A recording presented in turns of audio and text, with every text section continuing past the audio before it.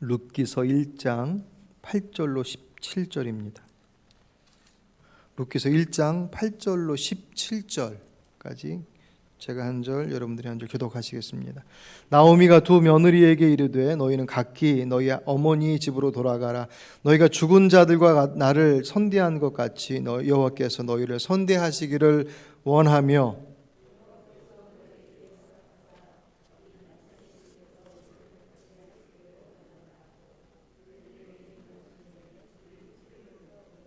나오미에게 이르되 아니니이다. 우리는 어머니와 함께 어머니 백성에게로 돌아가겠나이다 하는지라.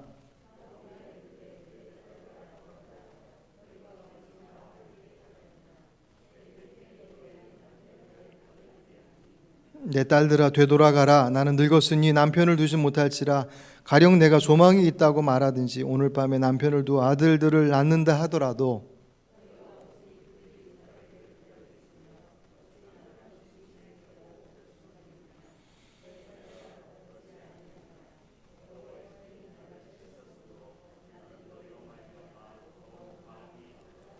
그들이 소리 높여 다시 울더니 오르바는 그의 시어머니에게 입맞추되 룻은 그를 붙잡았더라.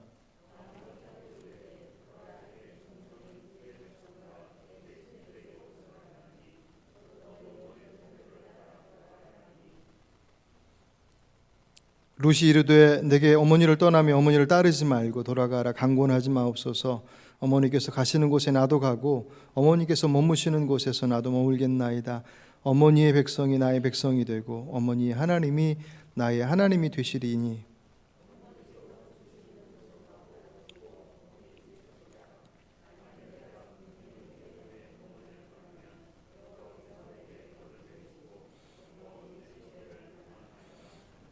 아멘. 이는 하나님의 말씀입니다. 다 자리에 앉으시겠습니다. 우리가 이 땅을 살아가면서 늘 어떤 선택의 상황들을 맞이하게 됩니다. 지난 시간 우리들의 삶의 자리를 돌아보더라도 물론 그 선택이 아주 중대한 인생의 방향을 결정할 만큼 중대한 선택의 상황도 있지만 아주 사사로운 오늘 아침에 뭘 입고 교회를 갈까 돼서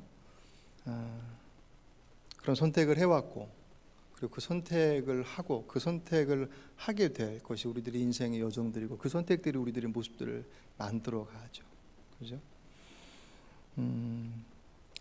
다 각기 다른 상황도 다르고 내용도 다르고 다 다른 어떤 그런 모습들이지만 공통된 것 중에 하나는 그 선택을 할 때의 마음은 잘 됐으면 좋겠다. 그렇겠죠. 그래서 그 선택을 이루면서 되든 말든 그렇게 생각하는, 물론 아주 가벼운 일들이야 그 결과에 연연하지 않고 이렇게 돼도 저렇게 돼도 좋지 라고 생각할 것들이 있지만 선택의 상황이 중하면 중할수록 그 선택의 결과에 대한 기대, 잘 됐으면 좋겠다라고 하는 그 기대는 다 사실 같은 마음일 것입니다. 문제는 그런 정말 좋은 마음과 기대와 그 결과를 꿈꾸며 선택한 그 선택들이 그 기대와는 전혀 다르게 그 결과들이 나올 때 매우 실망스럽죠. 실망의 정도를 넘어서서 이거 도대체 어떻게 해야지라고 하는 더 큰 상황들이 우리에게 몰아닥칠 때도 있습니다.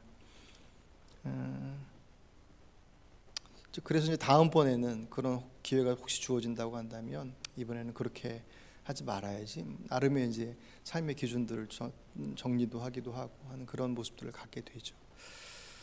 근데 사실은 우리가 그런 선택의 상황 속에서 우리 마음 가운데 좋은 결과를 기대하고 어떻게 할까라고 하는 것을 생각하는 것만큼 중요한 것은 내가 왜 그 선택을 하느냐라고 하는 그 선택의 이유와 기준, 동기는 사실 결과보다도 결과만큼이나 중요한, 결과보다 중요하다고 얘기하면 좀 현실적으로 안 맞을 것 같아 보이니. 근데 어떤 면에서 보면 신앙인의 어떤 자리에서 본다고 한다면 사실 우리들의 믿음의 고백은 하나님께서 우리의 삶을 책임져 주신다라고 하는 것이 우리 신앙의 가장 중요한 밑바탕이잖아요. 예. 그 결과는 정말 그분께서 책임져 주시는 것이다. 먼저 주의 나라와 그의 의를 구하라. 그리하면 모든 것을 너에게 더하시리라. 아멘. 믿으십니까? 예.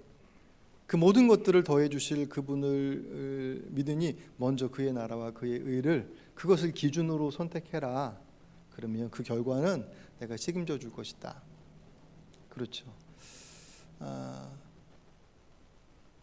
그래서 어떤 기준으로 그것을 선택하는지, 왜 그 선택을 하는지, 문제는 다 다르니까 그것을 선택하고 그 길을 묵묵히 그리스도인답게 걸어갈 때 그 결과는 주님께 맡겨놓는 것이죠.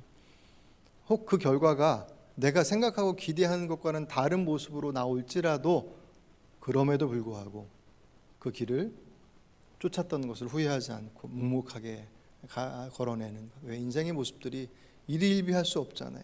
그냥 이거 선택해서 잘 됐으니 와 하고 어떤 것들을 했더니 안 되니까 막 그걸 가라앉고, 뭐 하루에도 우리들의 머릿속에서는 천국과 지옥을 수십 번도 오가는 그런 모습들의 삶이 우리의 실상에서 반복된다면 그 인생 괴로워서 어떻게 살겠습니까? 진정한 믿음은 우리들의 삶을 책임져 주심이 당장 내 눈앞에 내가 보기에 내 생각에 좋으냐 나쁘냐라고 하는 것들을 훌쩍 뛰어넘어서 그 길을 분명히 인도하실 것이다 라고 하는 그 믿음을 가지고 있는 이만이 주님께서 주시는 자유를, 환경에 휘둘리지 않는 평화를 누릴 수 있겠죠.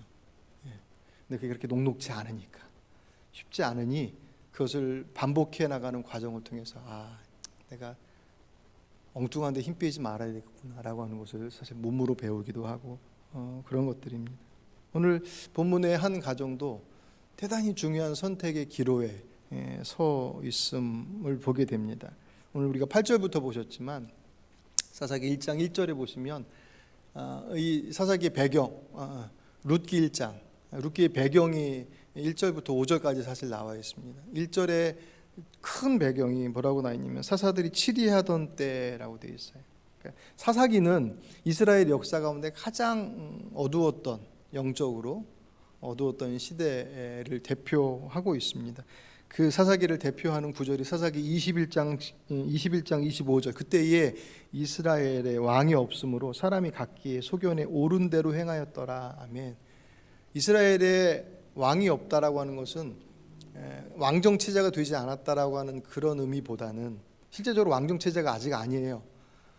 그래서 이제 왕이 세워지는 과정이 그 다음에 이루어지고 있지만 그들에게 있어서는 왕정 체제가 아니더라도 그들의 인생의 주인이신 왕이신 하나님께서 이미 그들의 인생의 왕이셨습니다.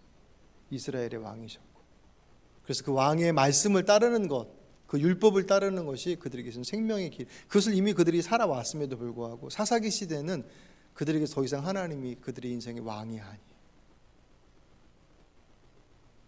왕이 없어졌으니 왕 노릇할, 내 인생을 이끌어갈 무언가가 있어야 되지 않겠습니까? 뭐 누구를 따라가든 뭐가 됐던, 근데 결국은 그 선택을 누가 하냐? 내가 하는 것이니까. 사사기의 고백은 왕이 없으므로 사람이 각기 자기의 소견에 옳은 대로 행했다. 그러니까 내가 보기 좋은 것을 선택했다.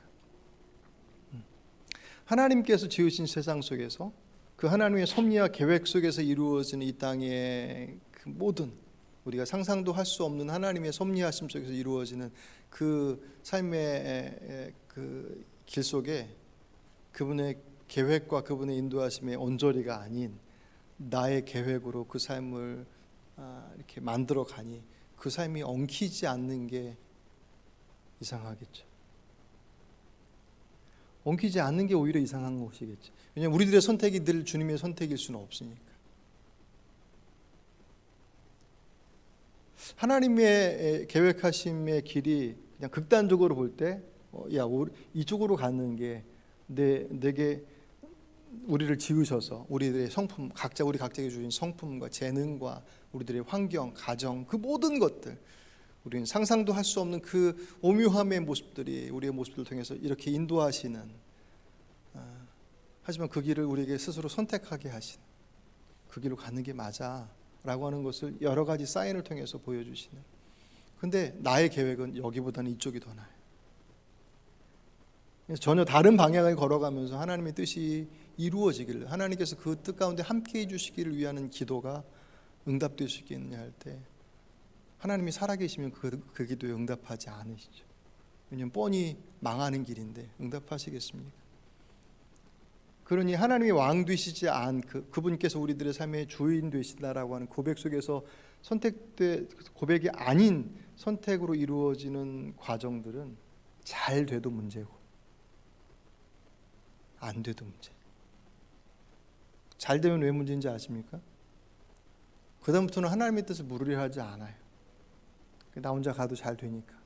그 잘 되는 게 정말 잘 되는 건지는 더 가봐야 알 수 있겠지만 어쨌든 당장은 내 눈에 잘 되는 것처럼 보이고, 사람들이 그만하면 됐다라고 인정해 주는 것처럼 보이니까 잘 되는 것처럼 보이는데, 다음번에도 잘 될 것이다 라고 아무도 보장할 수 없죠. 안 되면 안 된다고 이제 원망하겠죠. 그죠? 왜 하나님이 살아계신데 왜 이러냐고 대본에 그럴 거란 말이죠. 물론 그 안됨을 통해서 내가 잘못했구나라고 조정해서 돌아오는 경우들이 하나님께서 그 실패를 통해서 말씀하시는 강력한 메시지인 것은 틀림없습니다. 근데 실패했다고 다 주께로 돌아오지는 않아요. 고난 가운데 있다고 내가 잘못했구나라고 돌이키지 않더란 말이죠. 그래서 애초에 그분의 인도하심들을 바라보는 것은 우리에게 있어서 대단히 중요한, 특별히 그리스도인들에게 있어서는 대단히 중요한 모습들이 아닐 수 없죠. 그런 정황 속에 이스라엘 오늘 본문에 또 하나의 상황이 덮쳐졌는데, 그것이 뭐냐면 흉년이 왔다고 그랬어요. 사사기 시대에 그들이 치들하던 시대에 그 땅에 흉년이 드니라. 신앙적으로 사회적으로 그런 사사기의 상황들 속에서 각자 도생인 거죠. 자기가 보기에 좋은 것을 선택해 살아가는, 그래서 엉망이 되어져 버린 그 세상 속에 흉년이 덮쳤어요. 내 생활이야 그냥 내 울타리 안에 있으니까 내 마음대로 선택해서 그냥 그 길로 가겠다라고 하지만, 흉년이 덮친다라는 것은 내 능력을 벗어나는 거예요.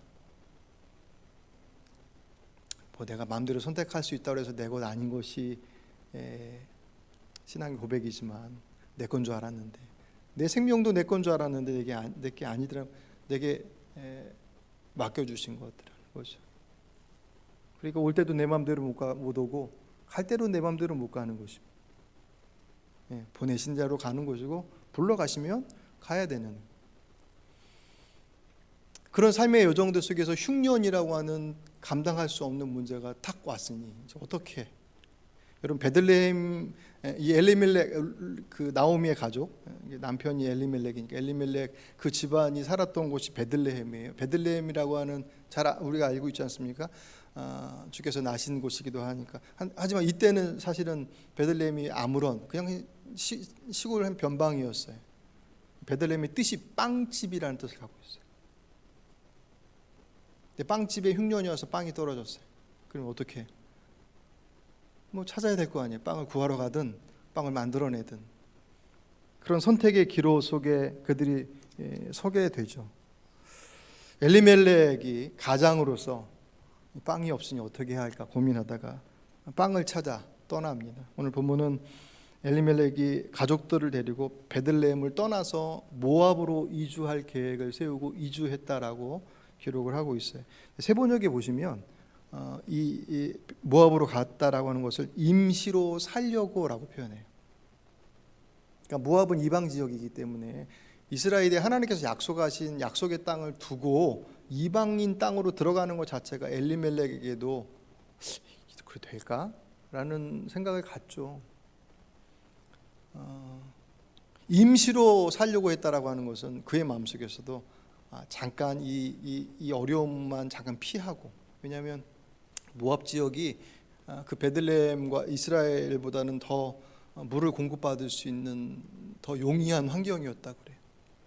그 당시 엘리멜렉의 선택은 그렇게 본다면 대단히 합리적인 선택이에요.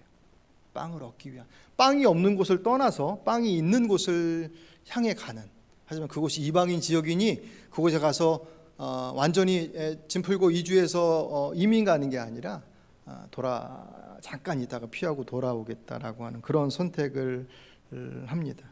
그게 그의 계획이었어요. 그리고 그 계획은 그에게 있어서는 이 어려움들을 잘 극복할 것에 대한 기대를 갖는, 지도를 보면 사해를 사이에 두고 베들레헴과 사해가 있고 그 건너편에 모압 지역이 있어요. 그러니까 이게 그냥 옆 동네 가는 수준이 아니에요. 그 선택을 하기에 얼마나 고민을 많이 했겠습니까?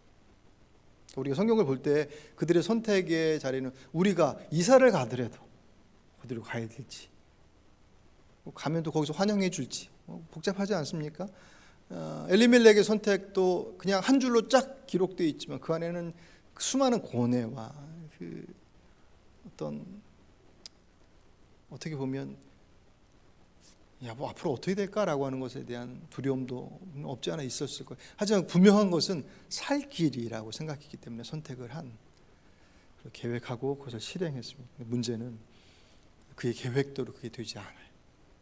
잠깐 머무르려고 갔지만 이렇게 1장을 보시면 아시겠지만 10년을 넘는 시간을 그곳에서 머물게 돼요. 근데 그건 아무것도 아니에요. 살 길을 찾아서, 빵을 찾아서 떠난 그곳에서 그들은 빵을 얻기는 했지만 거기서 그들은 죽음의 문제를 만나요. 당장 엘리멜렉이 얼마 되지 않아 죽고, 왜 죽었는지 어떻게 죽었는지 성경은 거기에 대해 설명하지 않아요. 그냥 엘리멜렉이 죽었다라고 설명하고, 그 다음에 더 지나고 난 이후에 그 가정의 아들이 한 해에 두 아들이 다 죽어요.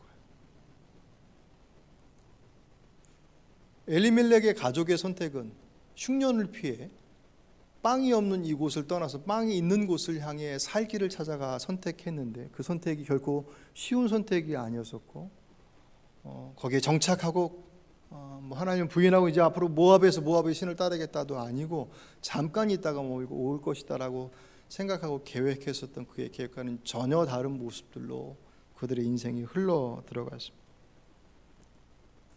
이제 물음을 던져야죠. 도대체 왜 그랬을까? 살 길을 찾아 선택해 간 길이 오히려 살 길이 아니라 죽음이 그들을 기다리고 있었다라고 하는 그 문제 앞에서 약속의 땅을 떠난 것 때문에 하나님께서 그들에게 징계를 주신 걸까? 근데 그렇게 단편적으로만 생각할 수는 없어요. 왜냐하면 베들레헴에도 죽음은 있으니까. 모압에만 죽음이 있는 것이 아니라 베들레헴에도 죽음은 있으니까, 단순히 약속의 땅을 떠났기 때문에 하나님께서 징계해서 쳐서 죽였다라고 그렇게 간단하게 정리할 수 없습니다. 또 하나님의 성품을 보면 더욱더 그 부분에 대한 물음에 대한 답은 더 사실은 신중해야 합니다. 그럼에도 불구하고 아쉬움이 있는 것은 아비멜렉이라고 하는 그 이름의 뜻이 나의 하나님은 왕이시다예요. 아비멜렉 이름의 뜻이. 근데 그 아비멜렉이 가장으로서 가정을 살려야 된다라고 하는 그 중요한 책무를 가지고 약속의 땅을 떠나서 모압으로 이동하는 데 있어서 그의 선택의 과정 속에는 나의 하나님은 왕이시다라고 하는 것의 내용을 찾아볼 수가 없어요. 살 길을 찾아간 것은 분명한데 그 살 길을 찾아 선택하는 그 길 속에서는 나의 하나님이 왕이시다라고 하는 것에 대한 어떤 물음도 보이지 않습니다. 그 선택을 이루고 난 이후에 그들이 첫 번째 맞닥뜨린 것이 아비멜렉의 죽음이었어요. 그러니까 아비멜렉과 나오미 그리고 두 아들이 같이 이주했는데 남편이 죽었어요. 가장이 죽었습니다. 그러면 대번에 무슨 생각을 하겠습니까? 돌아가야 되나? 왜냐하면 과부 혼자서 두 아들을 데리고 살아간다라고 하는 게 이스라엘에서도 어려운데 모압 그 낯선 곳에서 살아가는 것이 그것이 쉬울 수가 없습니까? 그럼에도 불구하고 그들이 거기에 거주했다라고 하는 것은 두 가지를 생각할 수 있어요. 하나는 그게 하나님께서 그들에게 주신 첫 번째 사인이라고 하는 것을 전혀 인지하지 못했어요. 만약에 우리가 이렇게 해야 하는 게 아니었구나, 그게 하나님의 징계로 그를 죽게 했던, 그렇지 않다, 어쨌든 죽음의 문제라고 하는 그 큰 생각하지도 못했던 삶을 찾아왔는데 죽음이 기다리고 있었다고 하는 그 문제 앞에 당황하지 않을 수 없잖아요. 믿음의 사람이 그 사인이 왔을 때 대본에 생각하는 것은 뭐지? 라고 하는 물음을 갖게 될 것이고, 돌아가야 되나? 라고 하는 생각을 가졌을 법한데 그들이 그 선택을 하지 않아요. 그것은 하나님의 사인이라고 생각하지 않았다라고 하는 것, 첫 번째. 또 하나는 두 아들이 꽤 장성했을 가능성이 높아요. 그러니까 어린 아이들이었다고 한다면 아마 나오미는 돌아왔을 거예요. 근데 이미 그 두 아들의 이 장성에서 자리를 어느 정도 잡고 있는 상황이었기 때문에 그곳에서 머물러서 10년의 세월을 보내요. 그리고 그곳에서 두 아들을 결혼시켜요. 모압 여인과 함께. 당시 이스라엘 백성들이 이방인들과 결혼하는 것을 금기시했어요. 이 이방인들이 믿고 있는 우상들이 들어올 것이 뻔했기 때문에. 그런데도 불구하고 모압 여인들과 아들을 결혼시킨 것은 어찌 보면 그곳에 살고 있으니 그 땅의 백성들과 결혼하는 것은 더 이상 문제가 되지 않아요. 그죠? 살기를 찾아 선택한 또 다른 선택들이 그 가정 안에 이루어졌습니다. 그리고 10년, 그러니까 아비멜렉이 죽고서 난 이후에 얼마 있다가 아들들이 결혼했는지가 좀 모호해요. 분명한 것은 어쨌든 그렇게 해서 결정해서 가정을 이루고 이제 새로운 식구들이 들어와서 산 시간들을 더 합하니까 한 10년 정도예요. 그러니까 그들이 거기에 자리를 잡고 살아간 거예요. 남편이, 아버지가 떠나긴 했지만 어쩔 수 없지, 생명의 문제는. 그렇게 하고 그들이 그 자리를 잡고 살았지만 그 다음에 그들은 또 다른 죽음 앞에 섭니다. 두 아들이 죽어요. 어떻게 라고 하는 답은 나와 있지 않지만 그들의 이름을 추측해서 보면 아마 그들이 두 아들이 병약했을 것이다라고 보기도 해요, 신학자들은. 어쨌든 그 두 아들이 죽는 사건을 그들이 거기서 만나게 돼요. 결과적으로 종합해서 보면 흉년을 피해서 빵을 찾아서 살 길을 찾아왔는데 그들에게 남은 건 죽음밖에 없어요. 이런 이제 결과적으로 보면 커봐 잘못한 거잖아 라고 하는 결론을 대본에 내잖아요. 이 본문을 보면서 그 안에 가지고 있을 그들의 고뇌, 아까도 아비멜렉의 선택이 결코 쉬운 선택이 아니었다라고 하는 것은 우리 안에 충분히 가져야 돼. 왜냐하면 우리도 어떤 선택을 할 때 그런 고민들을 하잖아요. 그리고 그 고민은 분명히 잘 될 것을 기대하고 잘 될 것을 그분 앞에 구하며 내린 선택이었을 텐데 그 결과는 전혀 다른 내용과 과정과 내용과 결과를 낳게 되기도 하거든요. 우리의 삶 속에서도. 나오미가 그 과정들을 거쳐 나가면서 이제 도저히 여기에 살 수 없다라고 판단을 하고 고향으로 돌아가기를 결정을 합니다. 마침 이스라엘에 풍년이 들었다는 소식이 들려요. 겉으로 보면 빵 찾으러 모압으로 왔다가 다시 빵 찾으러 고향으로 돌아가는 꼴이 되어버렸어요. 근데 이 문제를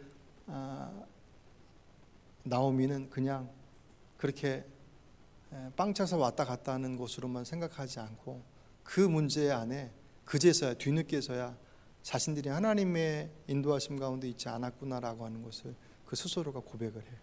오늘 본문의 13절을 보시면 여호와의 손이 나를 치셨으므로 하고 기록되어 있습니다. 지금 모압에서 지금 남편과 두 아들을 다 잃어버린 이 상황을 나오미는 하나님의 손이 나를 치셨다고 표현해요.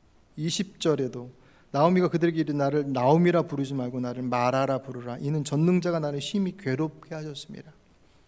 내가 풍족하게 나갔던 여호와께서 내게 비어 돌아오게 하셨느니라. 여호와께서 나를 징벌하셨고 전능자가 나를 괴롭게 하셨거늘 너희가 어찌 나를 나오미라 부르느냐. 아멘. 이 안에는 하나님에 대한 원망의 어조가 들어가 있잖아요. 그런데 그것은 하나님에 대한 원망만이 아니라 자신에 대한 자책도 함께 들어가 있습니다. 그때 그러지 말았어야 되는데,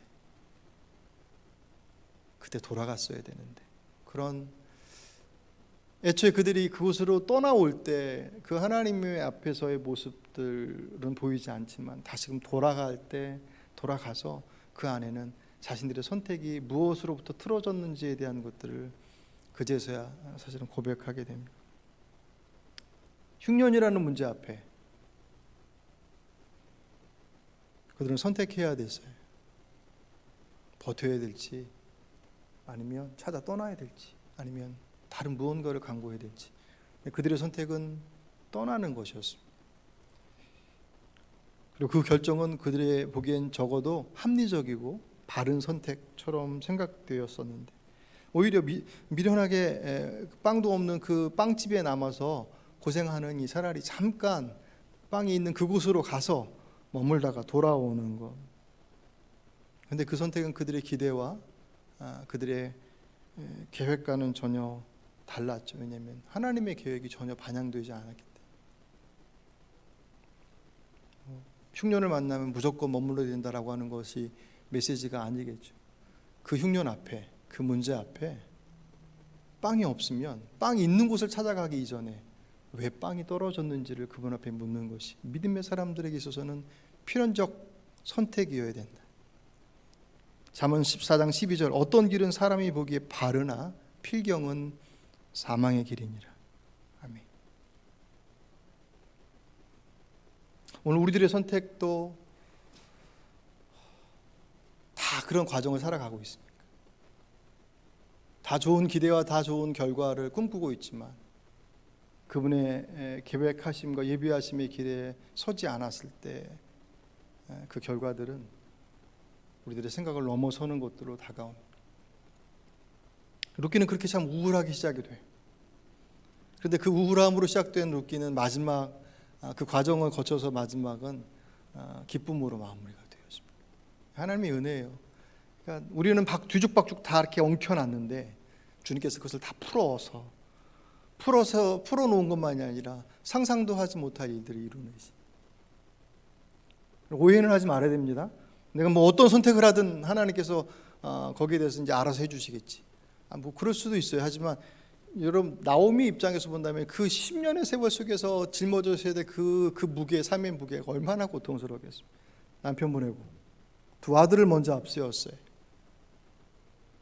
주의 은혜 가운데 돌아왔습니다라고 하는 그 고백이 남편 앞세우지 않고 두 아들 보내지 않고 주의 무릎 앞에 서서 그 길을 지켰다고 한다면 그것 없이 그 길을 지키는 것이 더 좋죠. 그렇죠? 고생 돌아 다시금 돌아왔습니다라고 간증하는 것보다 그 돌아가는 길들을 선택하지 않고 그 길 출발점에서 그분의 길을 묻고 그 길을 걸어가는 것이 주님께서 더 원하시는 건 아니겠습니까? 귀향을 결정한 나오미의 집안에 두 가지의 또 다른 선택이 등장을 하는데 오늘 나오미와 룻의 모습입니다.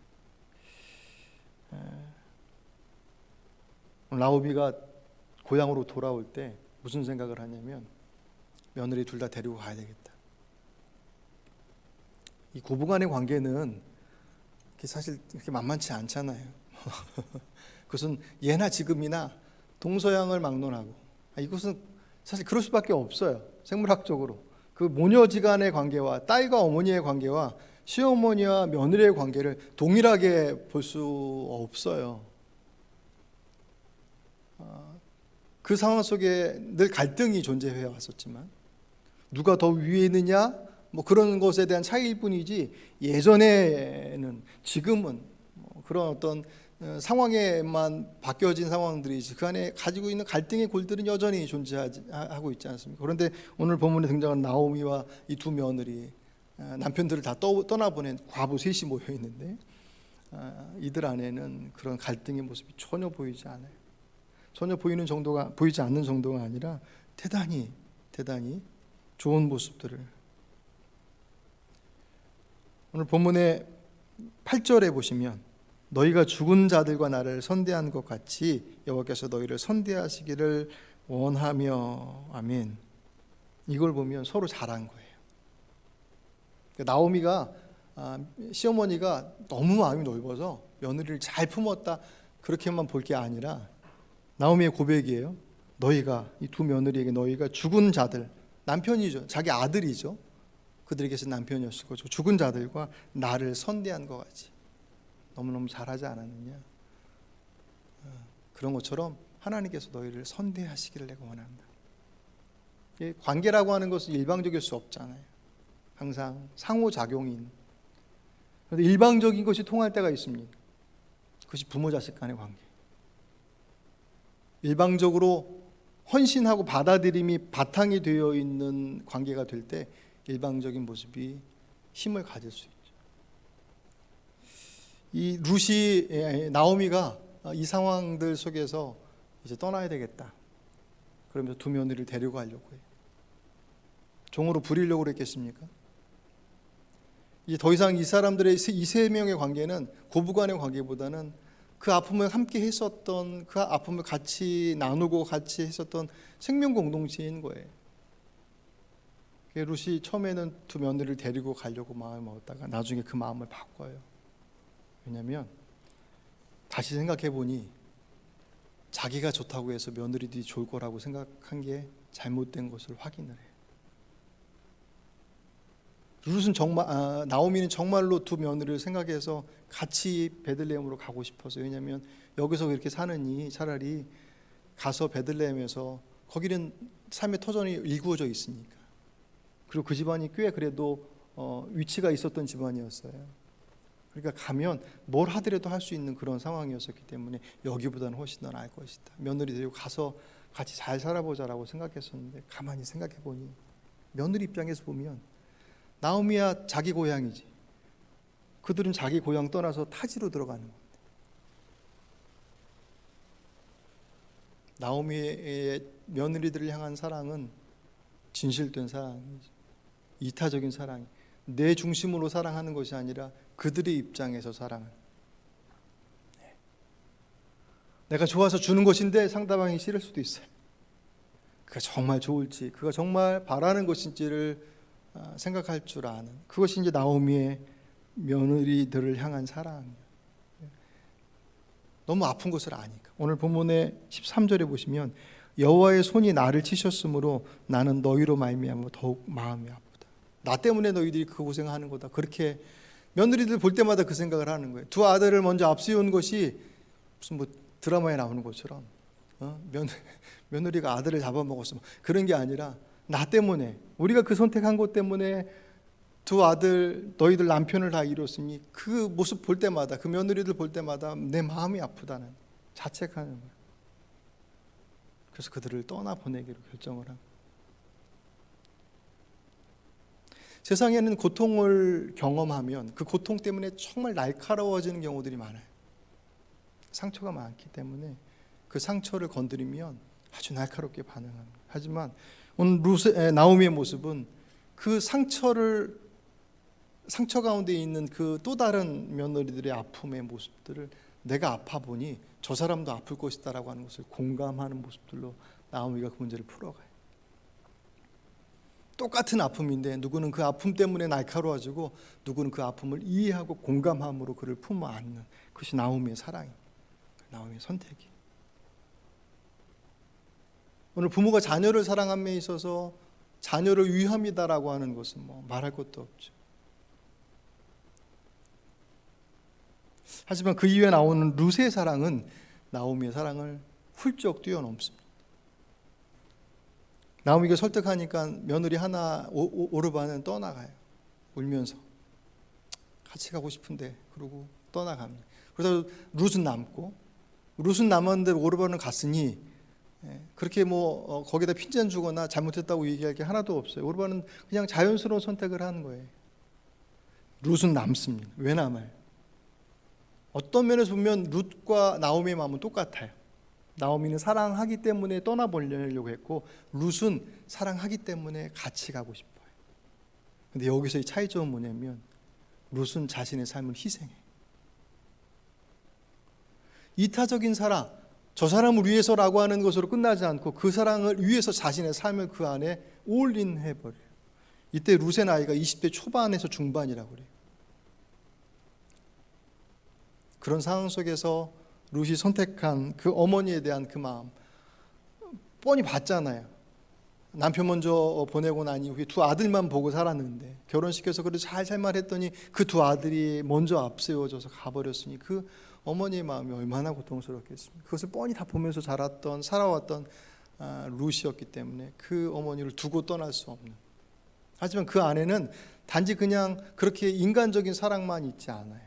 이 룻이 고백하는 내용 속에 보면 그가 그 선택을 이루는 데 있어서 하나님에 대한 믿음이 그 안에 녹아져 있는 것을 보게 돼요. 그래서 룻의 이 모습을, 이 사랑을 주님께서 우리를 향하신 사랑과 비유해요. 예수께서 우리를 구원하시고자 자신의 생명을 내어주셨던 것처럼 룻이 자신의 시모인 나오미를 바라보는 그 나오미를 향한 그 사랑 때문에 자신의 삶을 그에 헌신하는 모습들. 근데 주목해서 볼 것은 룻은 믿음의 가정 출신이 아니에요. 원래 모압 출신이에요. 이방 땅에서 이방 신을 믿다가 시집와서 예수 믿었어요. 근데 그 믿음이, 그 사랑의 마음이 믿음의 가문 가운데 있었던 일보다 훨씬 더 출중해. 어떻게 이런 믿음을 갖게 되는지 모르겠습니다. 내가 하나님 때문에 선택합니다라고 하지 않아요. 그런데 그의 선택 안에는 주의 마음이 그대로 녹아져 있습니다.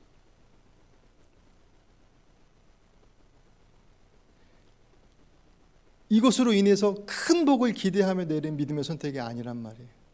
하나님 믿는 선택 때문에 그에게 있어서 그 인생을 포기하는 선택을, 그래서 그 믿음과 그 선택이 더 귀한 것입니다.